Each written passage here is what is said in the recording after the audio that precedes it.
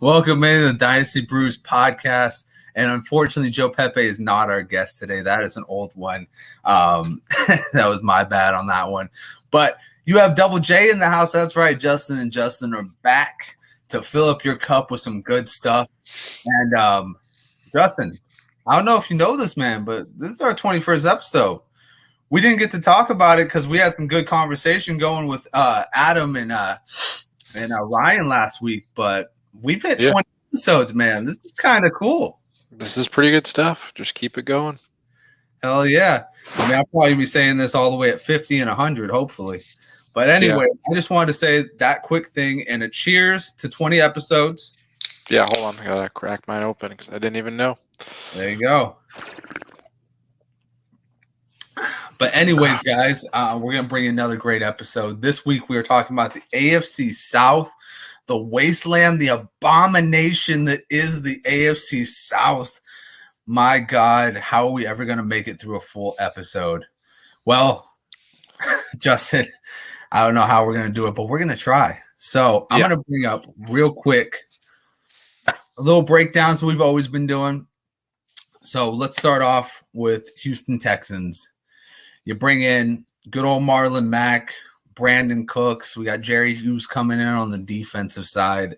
They added Derek Stingley Jr., Kenyon Green, Pete from Baylor, Dameon Pierce, and John Mechie II. Justin, now I'm going to throw this to you real quick because I've got some opinions on this. I just came off a podcast talking about the Texans.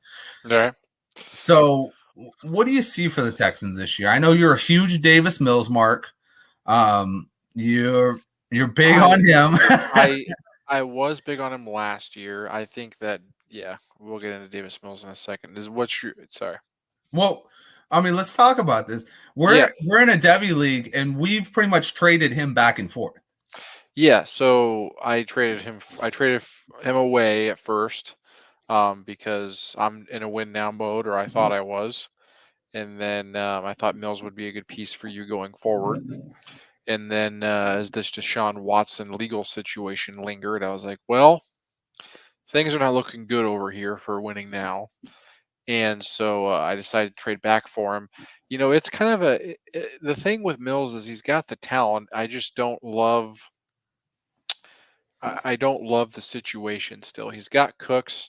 I think a lot of people are just penciling Cooks inside the top 24 because he's done that historically, but there is a drop off coming probably, and that could be as early as this season. You know, if defenses start keying in on Brandon Cooks, I think the Moneyball guy to get in this offense is actually secretly Marlon Mack, who is the offseason addition. Mack was a stud in Indianapolis until he ruptured his Achilles.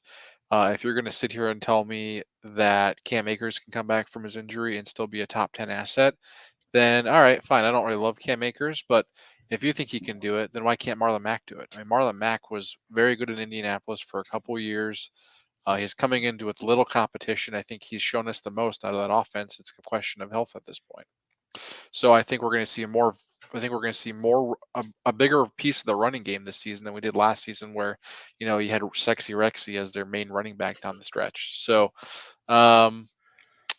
that's just kind of where I see it. So Davis Mills, to me, the reason why I like him is I think he's got all the talent in the world. The question is going to be is how many games are they going to win next season? Yeah, no, 100%.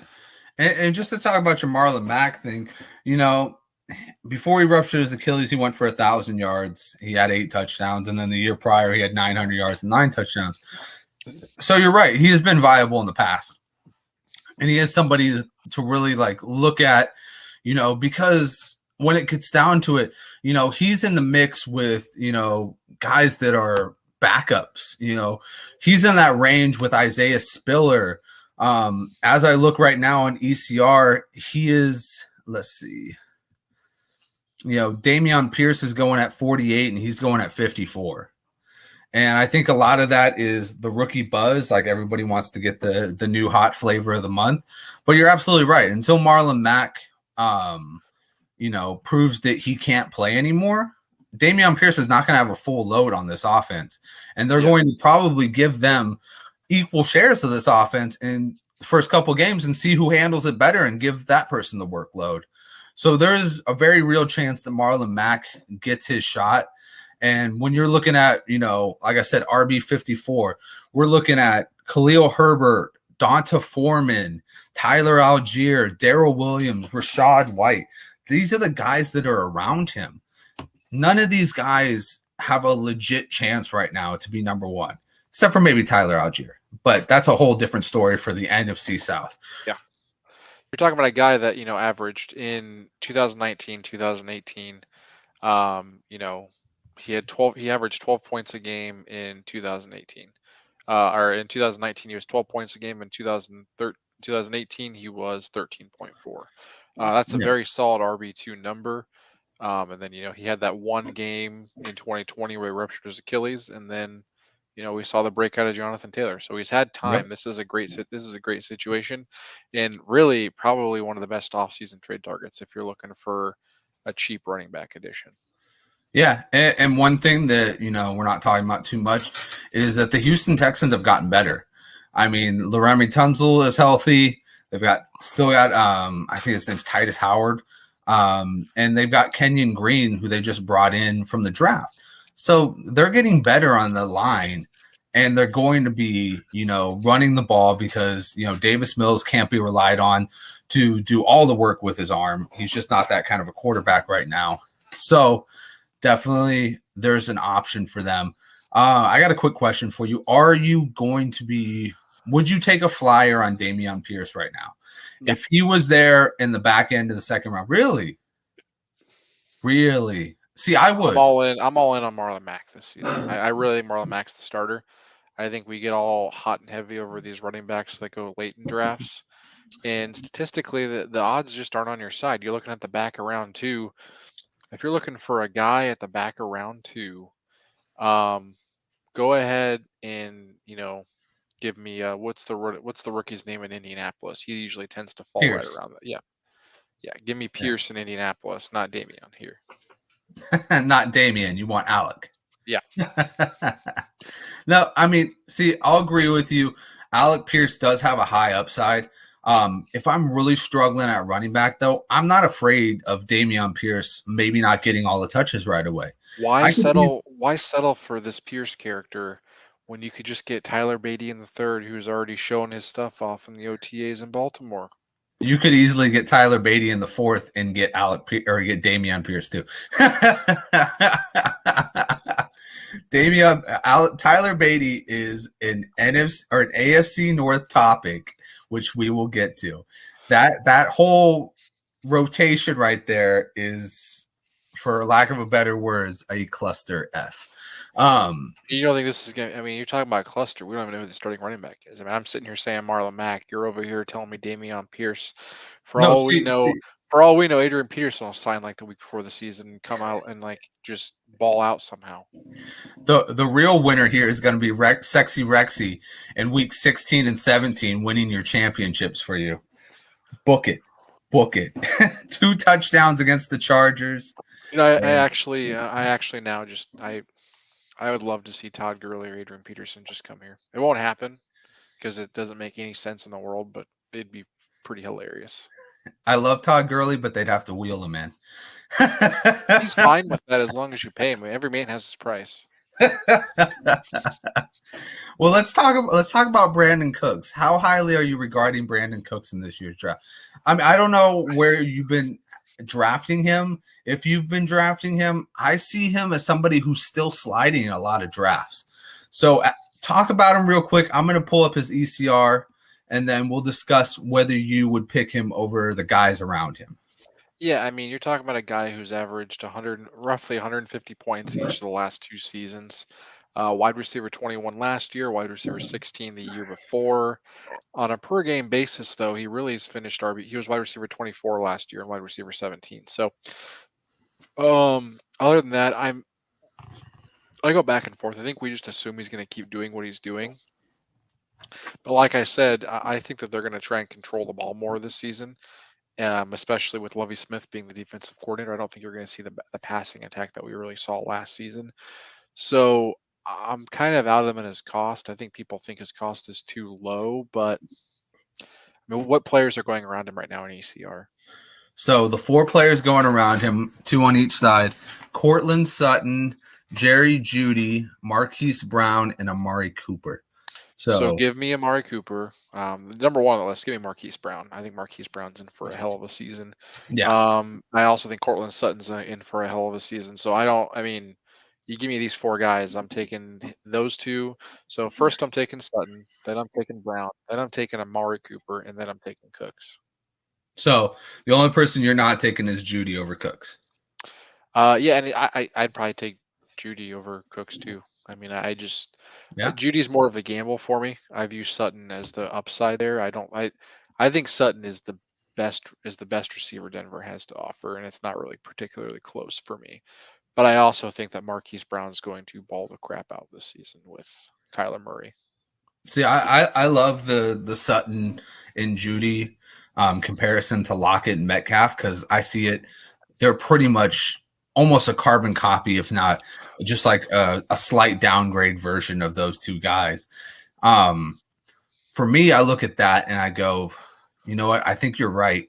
I think Brandon Cooks could easily be the bottom of those five guys. And it's surprising with ECR, he's at wide receiver 22. I feel like in actual drafts, he's getting disrespected even more because I feel like I'm getting him as like my wide receiver 3 or 4. That's And fine. But I just yeah, that's what I'm saying. Like, I feel like that's something that you could really take advantage of if you're a smart dynasty player. You know, go out and grab him as your wide receiver 3 and 4 because the field is disrespecting him. Yeah, for sure. But I mean, again, outside of he's only had 3 seasons outside of the top 75 in the last 8 seasons. So 5 out of 8, in 5 out of his 8 seasons, he's finished in the top 75 overall, which is pretty impressive. And how many of those seasons were him missing it because of injury? I don't know about that. I mean, he's played 16 games. Because he had an ACL injury, I want to say back when he was with might have been 2014. Saints. Might have been 2014 because that was the only game he had less than 14 games. That was 10 games he had.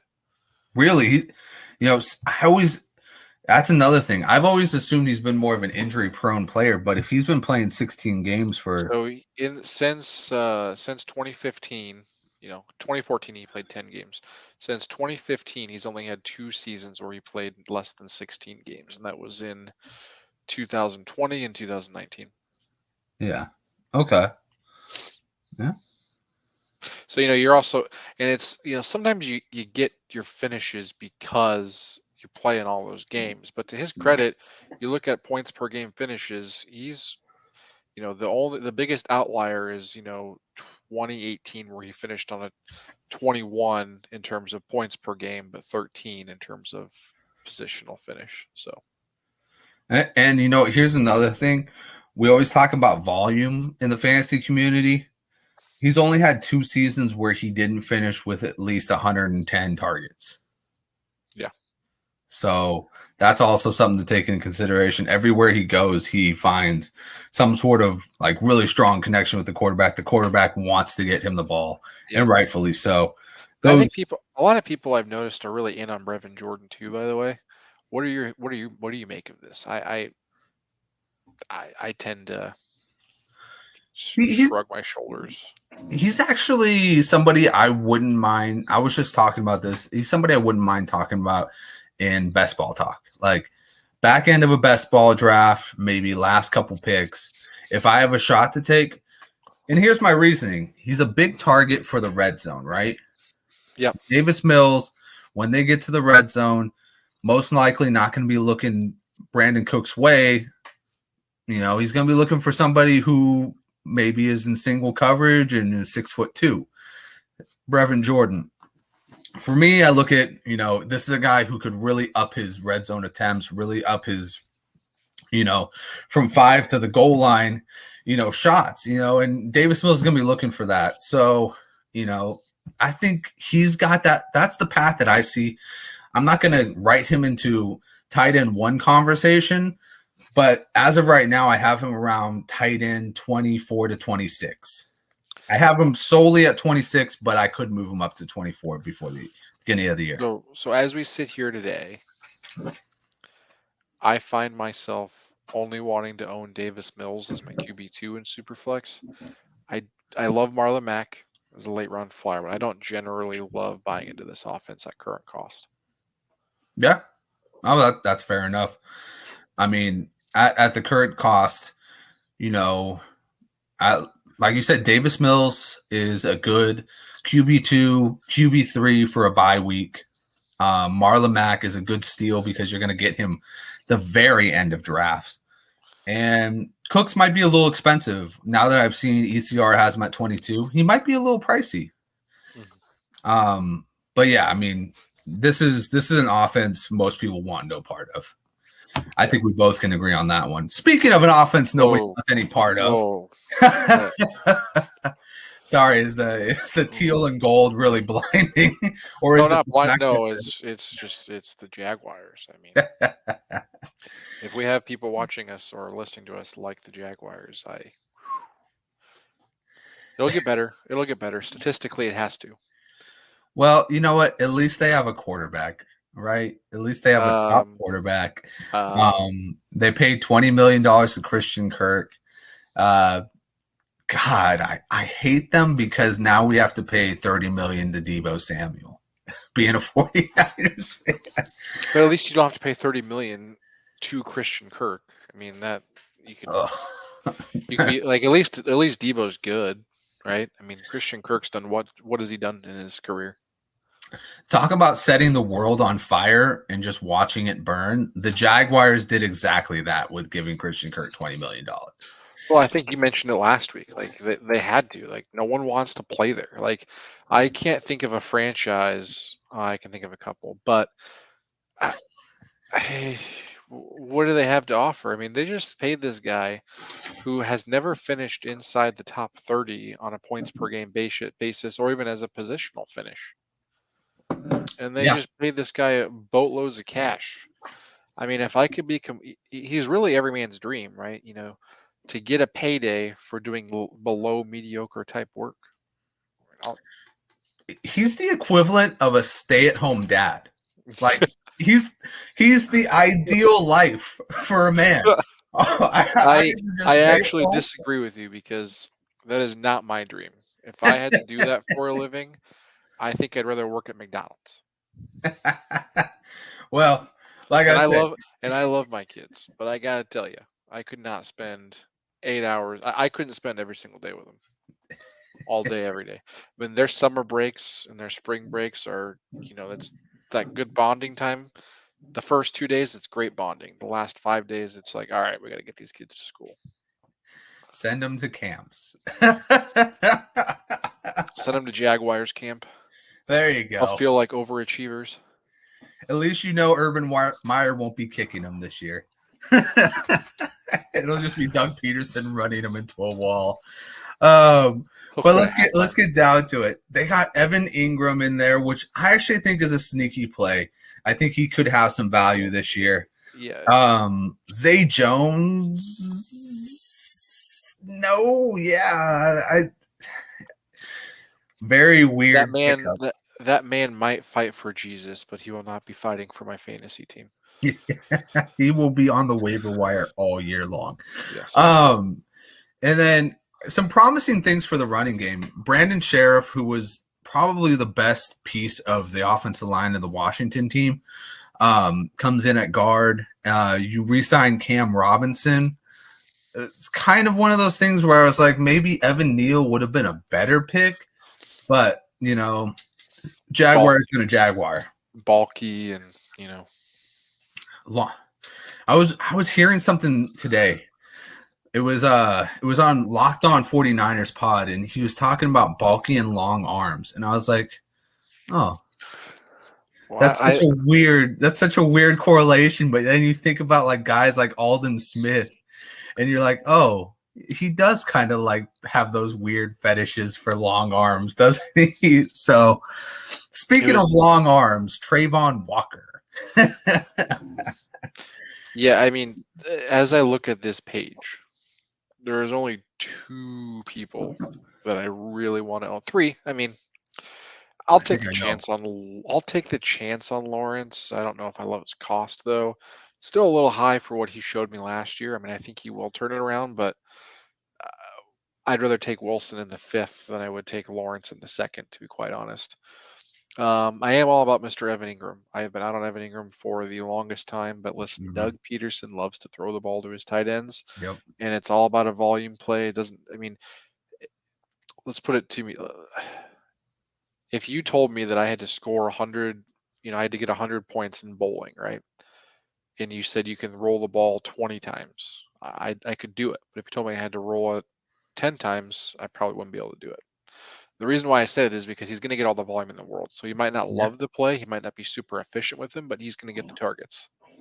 I mean, when your number one is Christian freaking Kirk, who can't seem to finish inside the top 36 at the position, who are you going to throw the ball to?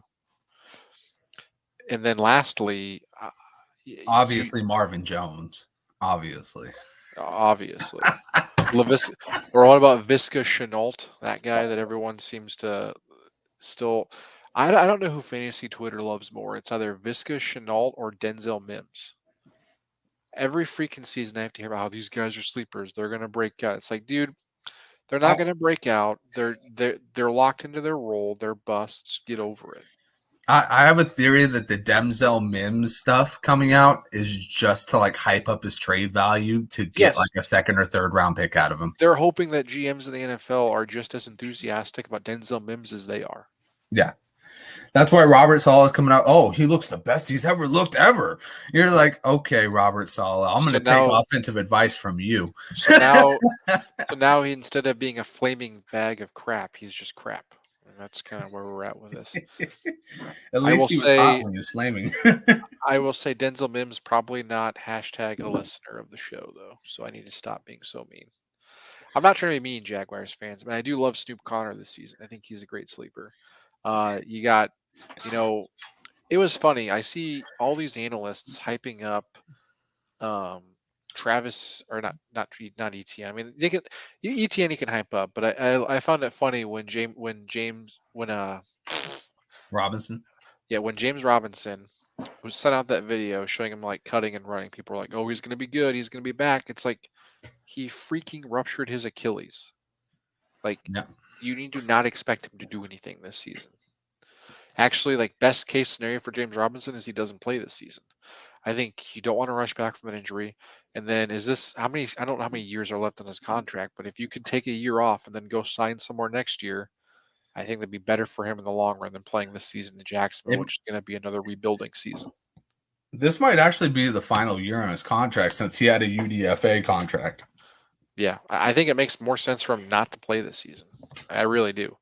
Next year, go sign with like the Vikings, who probably won't have Dalvin Cook, I would imagine. No way. You're giving up on the Alexander Madison experiment so quickly? Well, Alexander Madison's, this is the final year of his deal. I think he's going to go be a starter for Atlanta next season. Yeah, so this is the last year in his deal. He signed a 3-year deal with Jacksonville. So Yeah, I just don't. I know that people love contract years, but there's no way this dude's coming back in the final year of his deal to play on a ruptured Achilles. I yeah, would I mean, rather I would rather sit out and not look like shit than try and prove everyone that I'm fine and look like shit. yeah, especially for let's face it, an organization that's been trying to replace you ever since you got here. Yeah. So, I would say that's some good advice. Don't fucking come back. Don't rush yourself back for a team that's gonna maybe win 4 or 5 games, and don't go out there and do something to mess up your Achilles again. You know what I mean? Yeah, I mean they got Travis Etienne. Snoop Connor will probably fill that role of James Robinson. He's going to be the goal line back. So I love Snoop in best ball. I don't necessarily love starting him every week, especially considering I don't think this team figures to be in the Yeah, red zone very much. But yeah. hey, I wouldn't start him at all. If he deserves a taxi spot, maybe, but at the well, same time, listen, we know how things go, right? I mean, injuries are going to happen. You yeah. hope it's not ETN, but I think Snoop Connor is the number 2 there as we sit here today. Who I mean, who else is going to get in there over him? No, yeah. Well, I mean, listen, Doug Peterson's offense is the best offense for a UDFA to come in and play Yeah. because he's going to run everybody into the wall. Yep. He uses that And committee approach. yeah, it's a true committee approach. Like everybody says the 49ers are a committee approach. They're not. Doug Peterson will literally run every single running back he has out there. And nobody will have a clear-cut role. Everybody will have some goal line work, but everybody is going to get some work. Yeah. No, I completely agree. I mean, I think Snoop Connor has more upside than Dameon Pierce. I really do. he might. He might. I mean, I think that they're going to fill the same role, and I think that they're going to have the same amount of opportunities. So it's really going to see. Because think about it. Pierce is a huge back who kind of had that role of when you look at him on tape. I remember I look at him as like a bigger Javonte Williams. Like people just seem to bounce off of him, and it's pretty. And he's got some nice hands too. He's a good catching. He's a good receiving back too.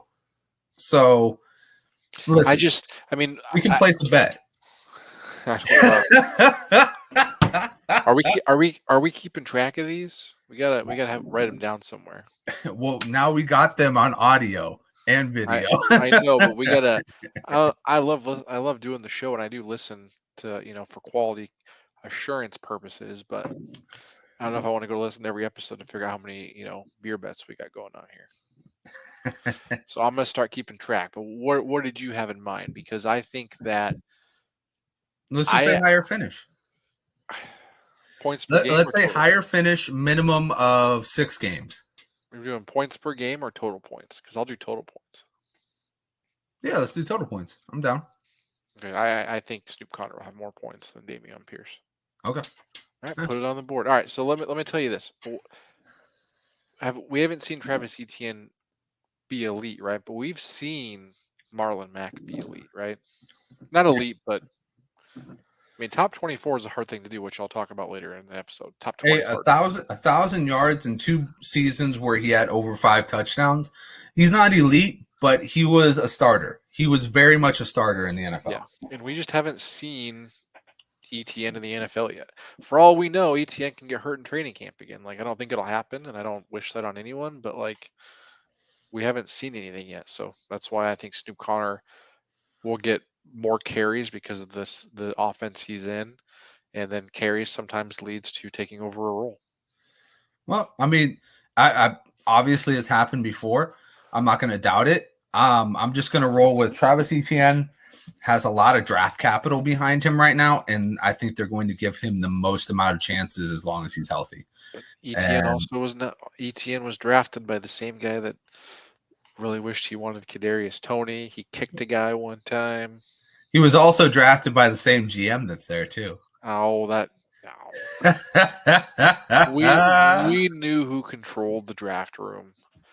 When the guy's sitting up there and saying he was heartbroken that they didn't get Kadarius Toney, I was like, oh.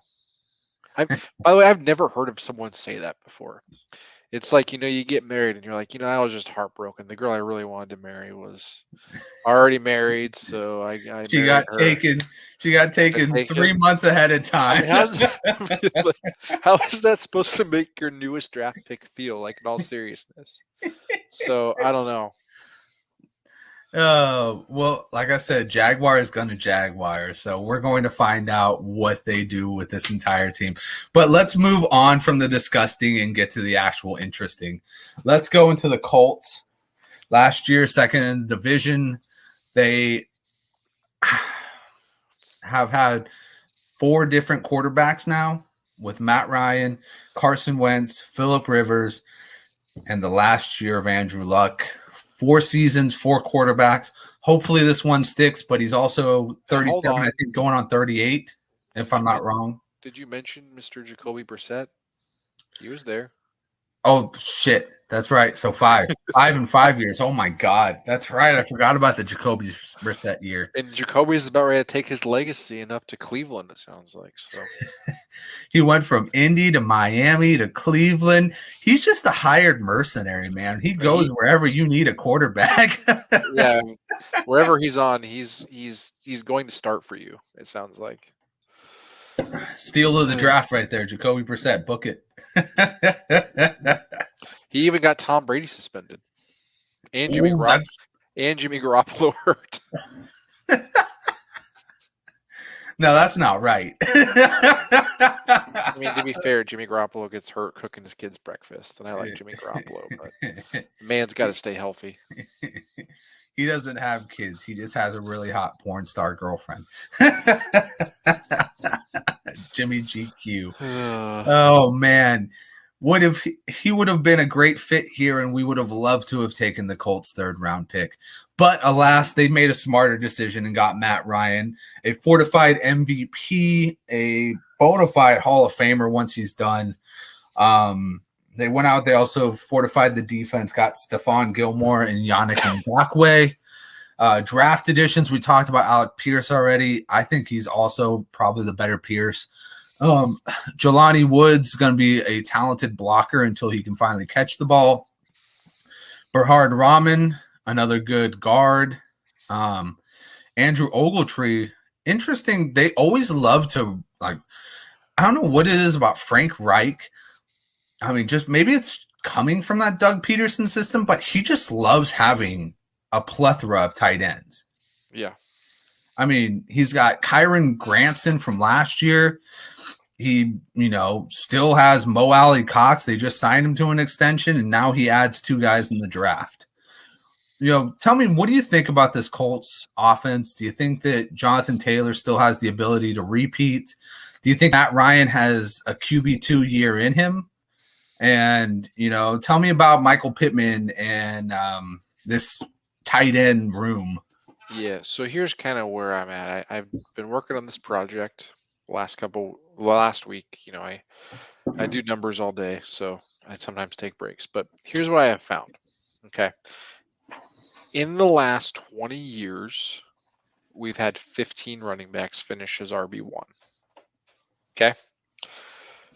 3 of the 5 that repeated, out of those, 5 have had more than one RB1 season.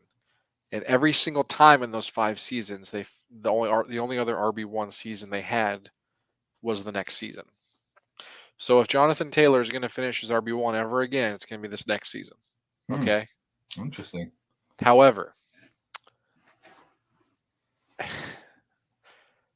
the average, so if you finish as RB1 in any season, okay,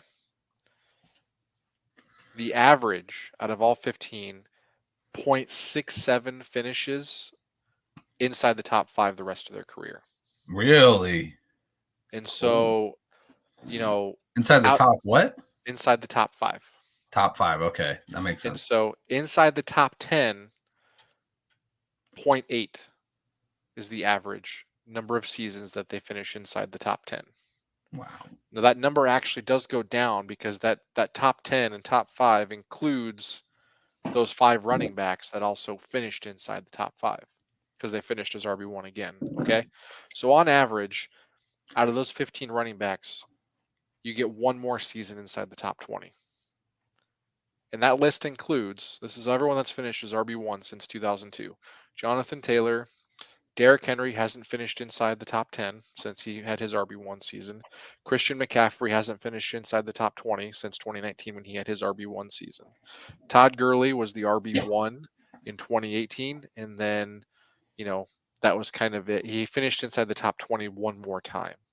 David Johnson had one more top 5 season after his 2016 finish. 3 of those 5 running backs that had more than one RB1 season were LaDainian Tomlinson, Sean Alexander, and Priest Holmes. So years ago. We've only seen Todd Gurley and Jamal Charles do that. So the thing I'm taking away from this is in Dynasty, I'm selling Jonathan Taylor. I love the talent. Historically speaking, these players get hurt. It's a fragile position. And I actually think that this offense is going to take a massive step backward. I don't think Matt Ryan's an upgrade from Carson Wentz. I've said that numerous times. I don't think Matt Ryan can stretch the field like he has in the past. When you look at Matt Ryan, historically speaking, his points per game have declined each of the last 3 seasons. He had 17.8 points per game in 2019 where he finished QB 11. Dropped to 17.5 points QB 12 finish in 2020, and the last season drops all the way to 13.1 finishing QB 19. The man's not the same person he was before. You go back to 2018. So that's really when the slippage started. He was averaging 22.1 points per game that season. He's declined. He's not the same player he was. 2018 when he finished QB2? QB2, yes. Yep. So I want to drop a couple things on you real quick. Yeah. Because we just had a Colts episode, so I have a little bit of background info on Matt Ryan this year. So this year, Matt Ryan, a couple stats that intrigued me. He targeted the running backs in his offense, so that was Patterson and Davis, 22.5%. Yep. I think I look at that as a plus for Nyheim Hines and Jonathan Taylor. Nyheim Hines. So he also had the third best deep ball accuracy percentage. So 47.8% of the time he was completing a pass deep, which is third best in the league. Pressured, he was completing 53.8% of his passes, fourth best in the league. And he was plagued by his team dropping balls. So his team had 33 drops last year. Okay. So I'm going to pitch this real quick, because I know you have a lot of good points. Matt Ryan is kind of aging out. He's not looking like the old Matt Ryan. I'm going to pitch this. He doesn't have to go, all the way downfield anymore. He's got Michael Pittman. He's got Alec Pierce. He can change it up in the middle with either one of those guys. He's got good tight ends. He's got big tight ends. I won't say good tight ends, but he's got big targets at tight end. And he's got two talented running backs. If anything, he's got the most talent around him since the Julio Jones, Calvin Ridley year. You can say that, sure. However, Jonathan Taylor's we just used Jonathan Taylor's RB1 season. So I'm using this as a purely statistical analysis. Like, I'm not trying to be mean or act like I know anything more than you, but statistically, the odds are not in his favor to finish top 1 or even inside the top 10. Because going back to those stats, Jonathan Taylor has a 25% chance to finish as RB1 ever again, and a 50% chance of ever finishing in the top 5 the rest of his career. Okay. More likely, he's probably going to get injured because he just was used so much last season. That's not something I want to say, but that's just where the statistics are in this whole thing. Well, and the talking point is also he was heavily used at Wisconsin. Yeah. So, I mean, let's face it. If he gets hurt, do we really think Matt Ryan's going to carry this offense? Because your argument, no offense, is kind of like Jonathan Taylor's going to carry the load here again because he's the best player they have. Without Jonathan Taylor, I don't know if you can really develop an offense and execute 10 to 15-yard passes and dink and dunk your way down the field. Yeah. And listen, that's a fair enough argument. I will just say that you can't just always think that, obviously the statistics tell you a good amount, but Jonathan Taylor hit his peak year, his RB1 year, at a very young age. So there's a very good chance that he could repeat still because do you know who else was RB1 at the age of 23? Yeah, Christian McCaffrey. Nope. Who? Devontae Freeman, actually. Only had one more finish inside the top 10. How old was Christian McCaffrey when he was RB1? He was also 23.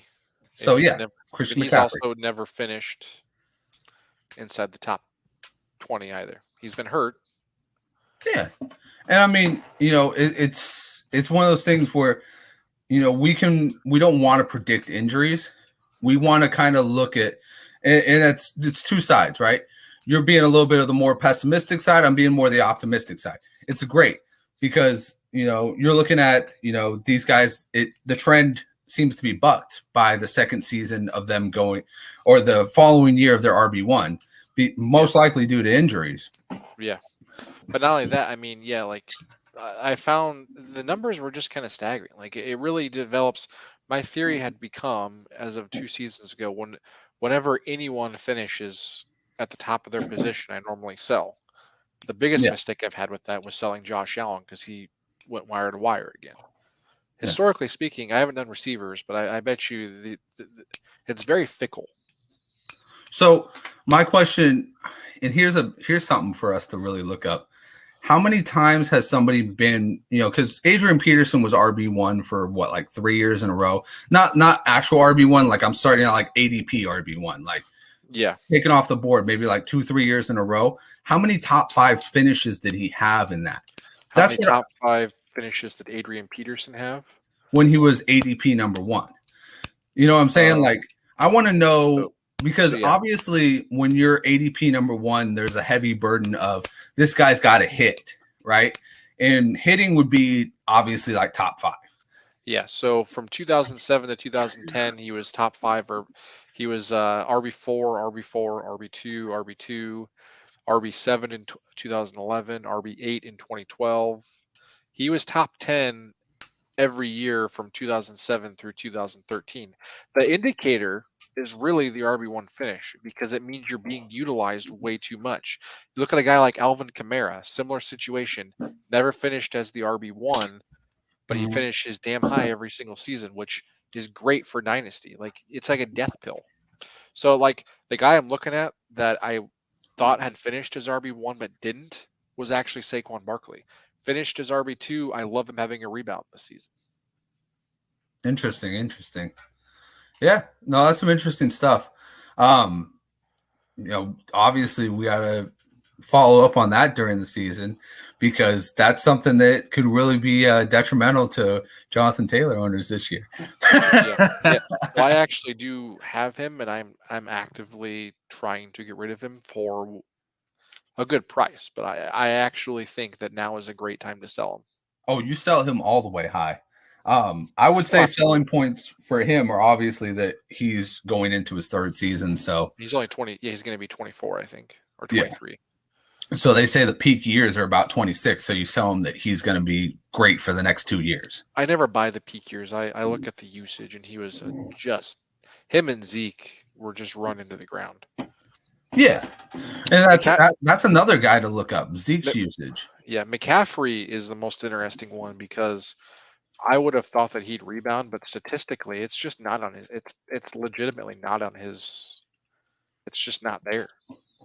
So, like, Christian McCaffrey was RB15 his rookie season, RB3, and then he became the RB1, and then the next 2 seasons RB51, RB44.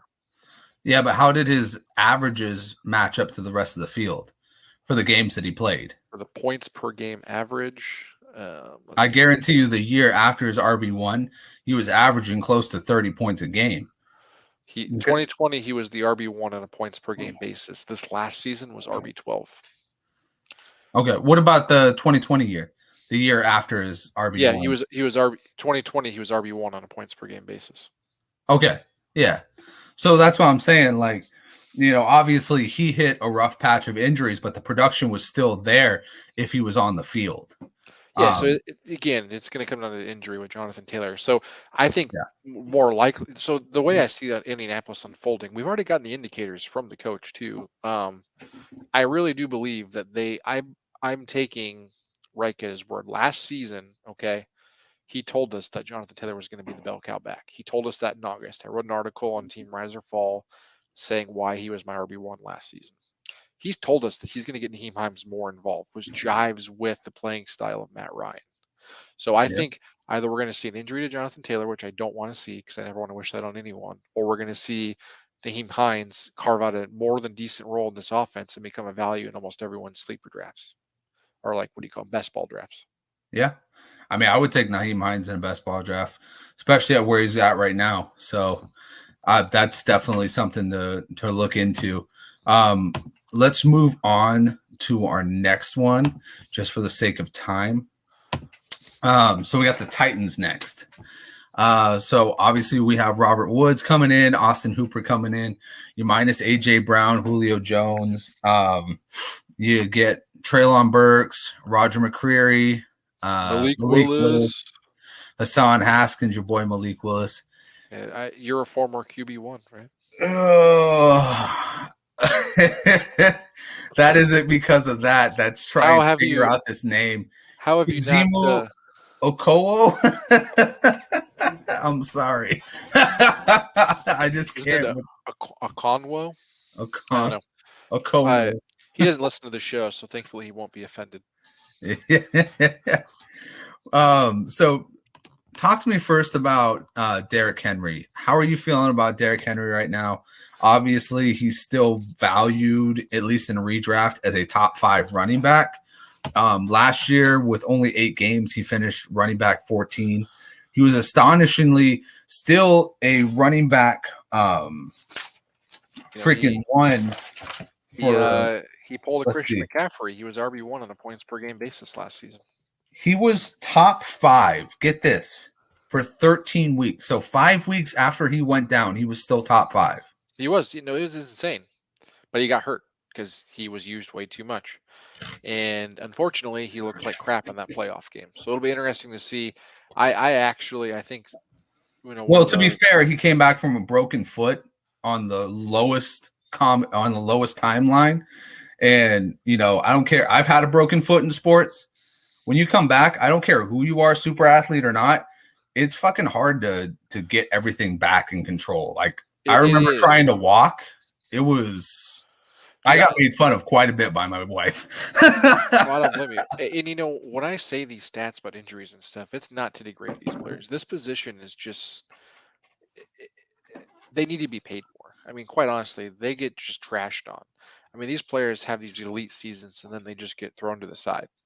So I don't know how to fix that from an NFL standard, but it's kind of ridiculous. Like, I just don't see Derrick Henry finishing as RB1 again. I think he might finish top 20, but one of those social media engagement farming things that said who's not going to make the playoffs this season that made him last year. And to me, it's got to be the Titans.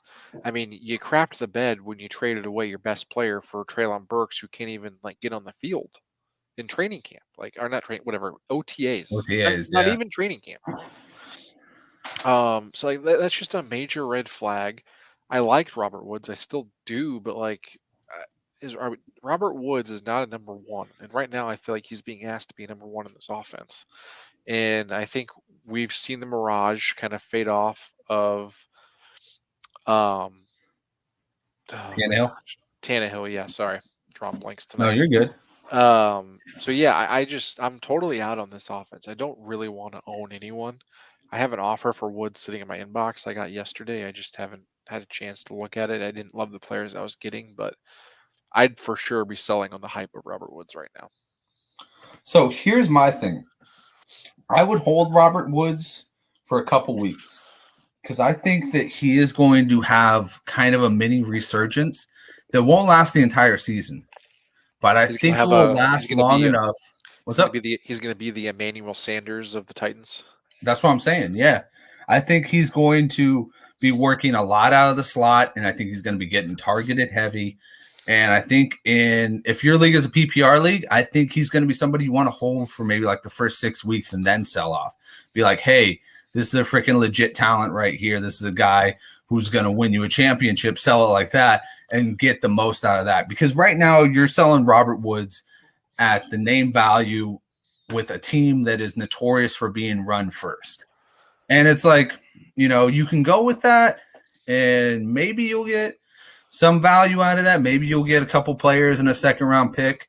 But I think if you really were to hold Robert Woods for a little bit, let him kind of recoup, let him break out again, and then sold him, you could possibly get, a 2021 or 2023 first and maybe a player for him.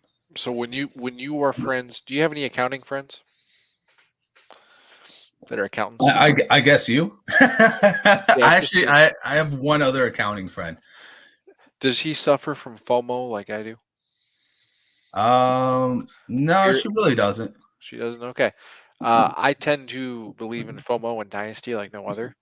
So generally when I get a feeling that I think a player is going to finish below expectations, I like to sell them today versus, I don't think you're wrong. Yeah. I don't want to risk a second today to get a fourth tomorrow. Because, if Robert Woods comes out and just craps the bed, right? You're not going to get much for him, I feel like. No, and that's an argument in itself. That's the flip side of it. He could totally, like you said, he could pull a Julio Jones easily and miss most of the year. And it would just be an absolute turd in the punch bowl for the Titans. Yeah, they seem to do that quite a bit too with the receiving position. I mean, like, uh, you got to give Mike Vrabel a lot of credit because this team hasn't been the most talented the last couple seasons. Nope. And you want to make fun of the Eagles for all their woes, at the wide receiver position. This team literally got the position right finally. And then they were just like way too cheap to just sign their own guy. They're like, let's just go draft Treylon Burks, who we know nothing about. Yep. I mean, did they even? I mean, my question is, and I hate to take up time on the subject, but like, No. I almost wonder how heavily they scouted this dude. Like, I watched him and I was like, this dude is kind of like a one-trick pony, and I did not love him coming out of the draft. Yeah. I mean, listen, when I look at Treylon Burks and when you actually put his, combine stats out there, it was not very impressive. I think they traded AJ Brown for a rookie year AJ Brown, and that's kind of like, why would you downgrade yourself like that?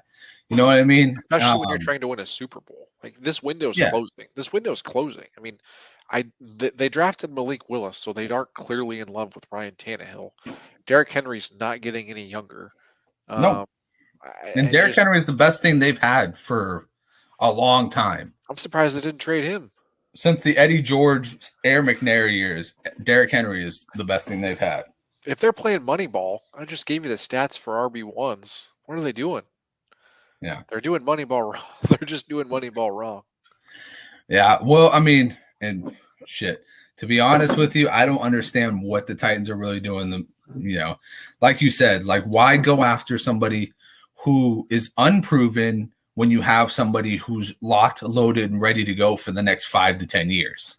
They should have honestly.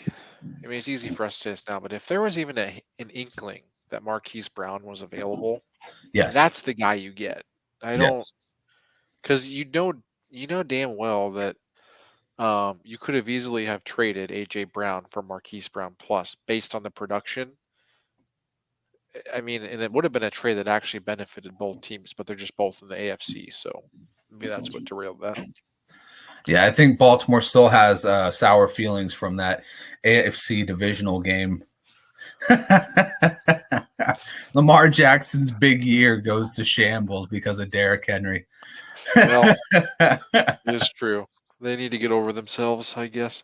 It's funny. I've seen this division just has like an owner that trades away their quarterback because he got COVID and missed the playoffs, and Carson Wentz. Yep. And we got the Jaguars. This might actually be the worst division in the AFC, hands down. Yeah, I mean, outside of the NFC East, it might actually be the worst division in football, period. I mean, there is in the NFC East, you can at least say everybody plays each other really hard.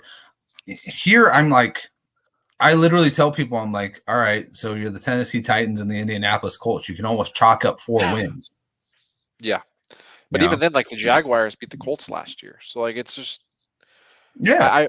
I really think people are way too high on the Colts this season. If you take anything away from this episode, I think that the Colts are could also miss the playoffs. And to be fair, I actually really like the Colts this year. I'm semi off on the Titans. I think the Colts can easily take this division. I don't think they can win a playoff game, though. As much as you'll laugh, Doug Peterson won a Super Bowl. I think the Jaguars, if you're taking long odds on something, the Jaguars make the most sense in this division. Quite honestly, they have a good coach, they have a quarterback, they have a tight end. I mean, this division's up for grabs. I really think it's a crapshoot of who can win it. And when it's a crapshoot like that, and you're getting really good odds, I think you could really honestly make the case for taking the Jacksonville Jaguars. So you're saying Doug Peterson's going to pull a Chip Kelly, and out of nowhere, one of the worst teams in the division is suddenly going to become the best team. I've seen the Bills make the playoffs with Tyrod Taylor as their quarterback. That team had no business making the playoffs. Fair enough. I will say this, though. I think this division is kind of top heavy with the Colts and the Titans. The Jaguars. The Colts did lose to the Jaguars. And we have talked about that. You did make an interesting case for Carson Wentz having COVID. I will just say this: everybody loses to everybody eventually. You're going to lose to the worst team in your division eventually. It's all about what you do before that and what you do after that. For the Colts, they didn't win any of the games against the Titans. They dropped both of. I mean, listen, Derrick Henry got injured in that game against the Colts. He only had 40 yards on a broken foot, and the Colts still couldn't close that game out. Yeah, but man, you also have to take into account though that like the Colts just everyone thinks Matt Ryan is going to come in and be much better than Carson Wentz. I don't think that's the case by any stretch. I really don't. Like, I can't think of anything that Matt Ryan does today that Carson Wentz doesn't. I mean, Matt Ryan wasn't even a superstar. I can think of one thing that Matt Ryan does better than Carson Wentz. I'll just tell you this. He's better under pressure. Okay. Well, just so you know, they actually have that Carson Wentz through their careers. Carson Wentz has a lower interception percentage based on his attempts than Matt Ryan. Just throwing that out there. Well, I mean, here's also a thing. Matt Ryan does the veteran rule and actually uses his running backs as, targets. And he did, but Wentz did that last year, though. Jonathan Taylor, not nearly as much as Matt Ryan would. I mean, when you have the best player on the field is Jonathan Taylor and you're not feeding him as much as you could have to be winning games. But I mean, you make a compelling case. I just think that when I need to go look through the ADOT stats. I bet you that Matt Ryan's ADOT is freaking atrocious, and I think it's going to get worse. I just think when you limit yourself so much as an offense, and then you try and be so run heavy, they're going to stack the line of scrimmage because they have no deep threat. And Matt Ryan remember what his offense was last year. His offense was Kyle Pitts, Cordero Patterson. But even when he had Ridley, they weren't elite. Ridley was talked about last season as being the wide receiver one. Even when he played, he didn't even finish. He never once even broached that topic on a game basis. So like, I'm completely out on them. I think they are such a mirage this offseason because everyone thinks Carson Wentz is so bad that they think that Matt Ryan's going to put them over the top. And I think it's going to go the opposite way. I really do. See, I agree with you in a lot of aspects. I think that the difference between Matt Ryan and Carson Wentz is non-existent. I think the one thing, like I said, that will put Matt Ryan over Carson Wentz is he has got a little bit more up there and a little bit more in the confidence build because Carson Wentz has been thrown around the league now. I mean, this is his third team in 3 years. He's been told he's a cancer in the locker room. He's been told this is his last chance. Matt Ryan has this confidence built up. He's been an MVP. He knows how to use every single weapon of his offense. And give the man fucking some credit.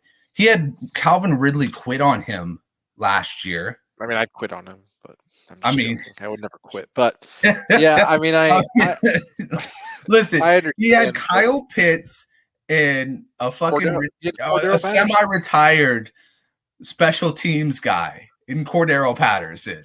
He had Cordero Patterson. I mean, don't forget Mike Davis. Mike Davis is the one I'm forgetting. He had Todd Gurley the year before, man. Oh, RB1 Todd Gurley. You know what? Maybe that's the secret. Todd Gurley needs to come back because he was QB12 when Todd Gurley was there. He was QB12 when Todd Gurley was there. Yeah, I mean, it'll be interesting. I think this is, I'm telling you, if you're taking long odds and you want to just take something, Jaguars make a lot of sense to me this season. We have seen teams go from worst to first pretty often. So this is the division I think it can happen. I'd love to see those odds in Vegas because if it's like, 2,000 to 1, I'll put $100 on it. Why not? Walk out. Yeah. Some good money after that one. All right, guys. It was another great episode. I do want to give a quick shout out to SeatGeek, our main sponsor of this episode. You can save $20 on your first purchase with SeatGeek. All you have to do is use the promo code Dynasty Brews. That's right. It is concert season. We are looking at baseball season. Sporting events are coming around the corner. You want to get those football tickets early before they go up in jacked prices? Go to SeatGeek right now, and you save $20 on your first purchase with the promo code Dynasty Brews. Justin, another great episode, even though it was, the AFC South. Yeah, You I think know, we I think we had a lot of good content. Actually, I enjoyed the conversation. Yeah, I mean, it's always a good conversation when we get on here because, like I said, sometimes we can be opposing forces, but it makes for Yeah, great YouTube content, man. It really does. And as usual, you can catch us on YouTube. You can catch us up on Belly Up TV on Saturday mornings at 9 a.m. You can catch us on Twitter, and even once in a while, you can catch us on Facebook. Next week, we are going to be doing the NFC South, and hopefully, we'll be bringing on a special guest for you guys. Justin, do you have anything to say before we go? no, just keep it frosty, and I appreciate everyone that tunes in. Hopefully, you guys enjoyed the conversation. Hell yeah. Keep it frosty, everyone. Have a good night and have a great weekend.